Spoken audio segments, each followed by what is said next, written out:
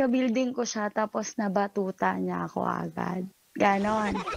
Ano? Pakiulit nga uli yun. Di namin masyadong naintindihan. Married po ako for 14 years. Then nagkaroon po kami ng isang anak. Then napapasok ako dito sa BGC. Ngayon sa BGC, hindi ko alam na na-fall ako sa isang security guard. Paano nagsimula yung relationship ninyo ng security guard? Lagi ka ba niyang ginaguard? Pinoprotektahan?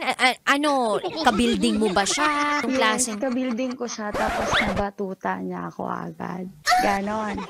Ano? Pakiulit nga uli yun. Di namin masyadong naintindihan. Parang kasi way back 2003, friends pa lang kami, as in nagiinom kami tuwing Friday night. Tapos parang nagpunta kami ng isang bar, which is dun sa bar, parang as in nag-ano kami, as in nag-loving without knowing na nandun na ako sa punto na kinikiss ko na siya. Tapos parang nagulat ako sa nangyari. So kinabukasan nagkita pa kami.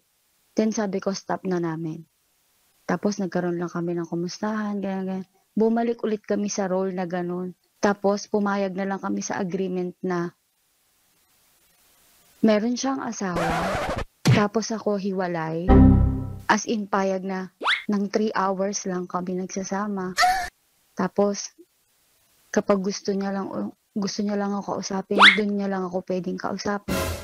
As in sobrang sakit kasi yung iniwan ko yung partner ko para sa kanya. Pero hindi niya ako kayang i-choose. Hanggang ngayon ba, kabit ka pa rin niya?